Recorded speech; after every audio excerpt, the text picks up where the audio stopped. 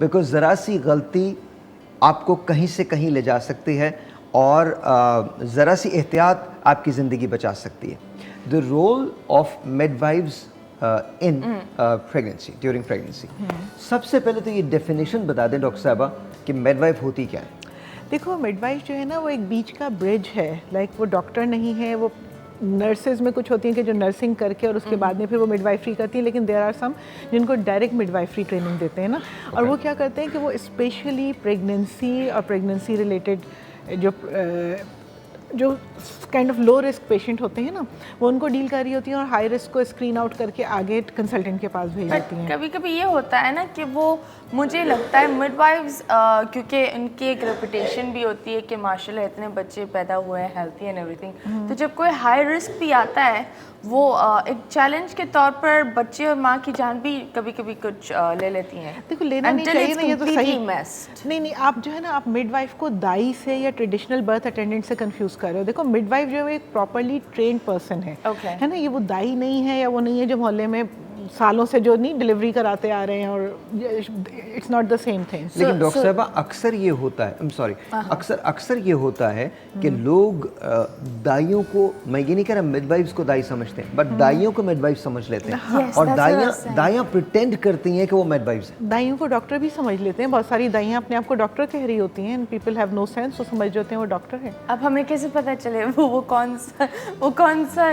तरीके से वो चलते बैठते? बहुत सारे लोग आपको पता चल जाता है जब आप एक डॉक्टर से बात करते हो और एक दाई से बात करते हैं, आपको पता होना चाहिए कि डॉक्टर कौन है और दाई कौन है। पर लेट मी टेल यू, मुझे ये लगता है कि बहुत मैं सारी, आपको एक सेकंड में आपको एक चीज बताता हूँ, जरा मेरा फोन लगेगा, कोई मेरा फोन, वो छोटा वाला मेरा फोन दे दीजिए। किसी को भी बोले, मेरे दोस्त है डॉक्टर नदीम, उन्होंने मुझे एक चीज भेजी है, मैं आप लोगों से शेयर करना चाहता हूँ, उस पर दिखाना भी चाहता हूँ, आपको पता चल जाएगा कि मैं क्या कह रहा हूँ। अभी इसी बात का जवाब है, मेरा फोन ला के दीजिएगा, मैं आपको बताता हूँ। बट जी, आप क्या कह रही थी? या मैं ये बोल रही थी कि बहुत दफ़ा ये होता है कि सास बोलती है कि हमने तो बच्चा, what do you call, because I believe midwife थोड़ी सी चीपर भी होती है, she is not that expensive, तो dai slash midwife, no slash, no, they are two different entities. वो एक होता है ना, द एरिया वाले उस औरत को मिडवाइफ बना लेते हैं, कोई उसकी व्हाट डू यू कॉल चीज़ें चेक नहीं करता, पेपर वर्क्स और ये सारी चीज़ें। So how would you advise people? नहीं, they shouldn't go there, they shouldn't। देखो, बहुत ख़तरनाक काम है प्रेगनेंसी जो है ना, सीधी सीधी चलती रहे खैर है, लेकिन ज़रा सी थोड़ी सी भी कोई प्रॉब्लम आ जाए ना, तो हम माँ को भी खो सकते हैं, बच्चे को भी खो सकते हैं। ठीक है, इतनी ब्लीडिंग होती है, कुछ ज़रा सी भी गड़बड़ हो जाए, ब्लड प्रेशर बढ़ गए तो झटके लगने पड़े होते हैं। आपको नहीं लगता था ठीक है ये चीज़ें होती हैं और ये चेकिंग के लिए से, लेकिन अगर आप बेबी प्लान कर रहे हो तो आपको एक प्रॉपर गायनेकोलॉजिस्ट के लिए जाना, just to be 110% sure that whatever is happening as planned होगा और सब कुछ वैसा ही होगा जैसा बोला जाता है। अच्छा जी, मैं आपको दिखाना चाहता हूँ। दिखाएं। Now I'm excited to see it. You're so... ऐसे ब्राइटनेस बढ़ा लूँ? ओके, एक सेकेंड, मैं आपको ब्राइटनेस बढ़ी हुई है, अब इससे ज़्यादा नहीं बढ़ सकता, मेरा ब्राइट नहीं हो सकता। ब्राइट करो। Come on now. अच्छा जी, देख लीजिए, ये लिखा है डॉक्टर इफ्तिखार अहमद घुम्मन एडवोकेट। हाँ, doctor Iftikhar Ahmed Ghumman advocate, degrees है MBBS, KE Karachi electric, I guess, DCH, MCPS, MPH, LLB। क्या है ये मुझे नहीं पता। अगर ये वाकई हैं, ये ऑल इन वन है। नहीं, अगर ये वाकई हैं तो फिर ये बहुत बड़े आदमी हैं, बिकॉज मुझे नहीं पता ये कि कोई मजाक है या कोई एक्चुअल है, बिकॉज डॉक्टरेट तो आप वैसे आप डॉक्टर तो वैसे भी हो सकते हैं ना, तो I don't know. Doctor Iftikhar Ahmed, इन्होंने कहा MBBS है ये, तो KE किंग एडवर्ड्स नहीं है, पता नहीं, maybe I think King Edwards, it stands for King Edwards. So अगर ये मजाक है तो फिर बहुत बुरा मजाक है, और अगर ये सही बात है तो फिर ये बड़े ज़बरदस्त आदमी है, child specialist and legal adviser. तो ये मुझे कुछ समझ में नहीं आ रहा, I have no idea. It says doctor, तो मैं वो कहने की बात ये कि हमारे मुल्क में कुछ भी कभी भी हो सकता है, अभी जो हम बात कर रहे हैं कि दाइयाँ जो हैं वो प्रिटेंड करती हैं कि वो मिडवाइव्स हैं, और अभी जो आपने बात की वो बड़ी सही बात है कि अलग अलग एंटिटीज़ होती हैं। मिडवाइव्स प्रॉपरली ट्रेंड होती हैं और दाइयाँ जो है वो भी ट्रेंड होती हैं, लेकिन उनको प्रैक्टिकल ट्रेनिंग मिली हुई होती है और उनकी शायद एक्सपर्टीज़ जो होती हैं वो बहुत लिमिटेड होती हैं, या हो सकता है कहीं बहुत ज़्यादा। दाइयाँ ट्रेंड नहीं होती हैं, दाइयाँ ट्रेंड नहीं होती हैं, वो बाय बर्थ वो अज्यूम कर लेते हैं वो एक पोजीशन ना कि जी वो मोहल्ले की दाई बन गई। डॉक्टर साहब ट्रेन मैंने इस सेंस में कहा, आप बिल्कुल दुरुस्त कह रही हैं, उनकी कोई बाज़ाब्ता तालीम नहीं होती, लेकिन ट्रेन मैंने इस सेंस में कहा कि अगर एक दाई ने 2000 बच्चे डिलीवर करवाएं तो obviously she is trained, she has gone through. नहीं देखो यही तो मसला है ना, एक काम आप सही करो, ट्रेनिंग जो है ना सही तरह करनी है ना, गलत सलत कुछ भी मैं करती रहूँ। अभी आप अगर कहें हमारे यहाँ कराची में जो ट्रैफिक चल रहा है, मैं 10 साल से गाड़ी चला रही हूँ, दबे हम गाड़ी चला रहे थे, हम ट्रेन है, सही ड्राइवर है, सही ड्राइवर नहीं है। गलत काम करना जो है और करते रहना और उसको परसिस्ट करना इज़ नॉट ट्रेनिंग। मतलब ये ठीक है, देखो लेबर जो है ना वो एक नेचुरल प्रोसेस है, जब डॉक्टर नर्सें कोई भी नहीं हुआ करता था उस ज़माने से चल रहा है ना, तो लोग डिलीवर हो जाते थे। अब बीच में जहाँ कॉम्प्लिकेशन हुई वो बेचारी मर गई या वो बच्चा मर गया, कुछ भी हुआ। There is a reason why I asked that, because a lot of people assume that कि अगर आपने हैंड्स ऑन ट्रेनिंग ली भी है तो आप क्वालिफाइड हैं।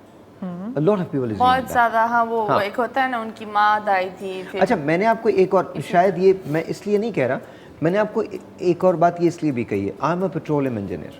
मैं वार्म सेटर वायोमिंग में एक रिग पे था, ठीक है।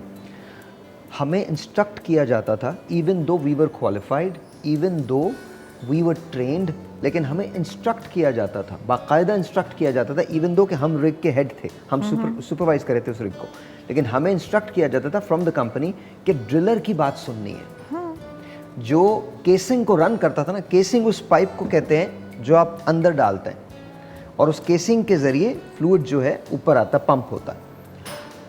हमें बाकायदा कहा जाता था कि आप जब भी डिसीजन लेंगे, कोई डिसीजन लेंगे, आप ड्रिलर से पूछ के लेंगे, बिकॉज ड्रिलर एक्चुअली उस सूरत हाल को जानता है, उसका 25-30 साल का एक्सपीरियंस है, वो ये केसिंग मुसलसल रन कर रहा है।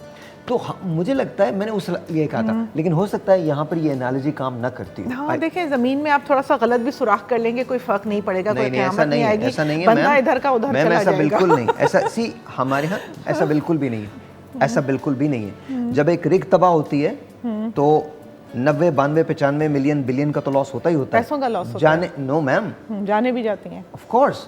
अगर एक इरप्शन हो जाता है किसी रिग के अंदर तो 100-200 आदमी निकल जाता है। तो ऐसा नहीं है, ऐसा बिल्कुल नहीं है। हर चीज़ हमारे यहाँ पेट्रोलियम इंजीनियरिंग में हैंड्स ऑन ट्रेनिंग को बहुत माना जाता है, बहुत माना जाता है। That's true. हमारे यहाँ मेडिसिन में भी ना या गायनी में भी हम सिर्फ किताबें पढ़ के नहीं, हमारे जो भी ट्रेनिंग प्रोग्राम है ना उसमें आप किताबें भी पढ़ा रहे हैं और साथ में सब कुछ हैंड्स ऑन है जो आप करा रहे हैं, सुपरवाइज कर रहे हैं, 4 साल तक ट्रेन कर रहे हैं, ठीक है ना।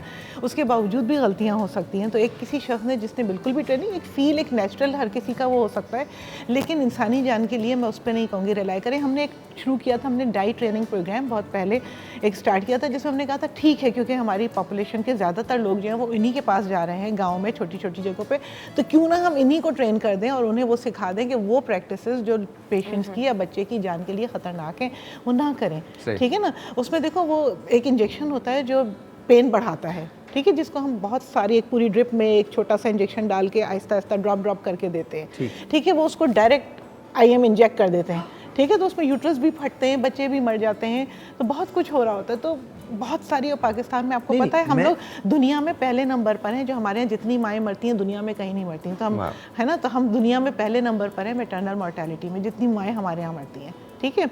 और इन स्पाइट ऑफ एवरीथिंग इतने डॉक्टर्स बन रहे हैं, सब कुछ हो रहा है, हम उसको सही नहीं कर पा रहे, कम नहीं कर पा रहे, इसलिए कि हमारे लोगों के पार्ट पर भी अवेयरनेस कम है, उन्हें कहाँ जाना चाहिए, कहाँ नहीं जाना चाहिए। अल्टीमेटली कोई आ जाता है, हमारे ज़माने में तो ये नहीं होता था, ठीक है ना, हमारे ज़माने में तो ये नहीं होता था। आजकल के तो डॉक्टर हर चीज़ को कहते हैं कि बस ये कर लो, बस फ़ौरन ऑपरेशन करने खड़े हो जाते हैं, you know. So there are so many myths about practices and all के लोग जो हैं वो जो हेल्प ऑफर भी हो रही होती है वो लेने को तैयार नहीं होते।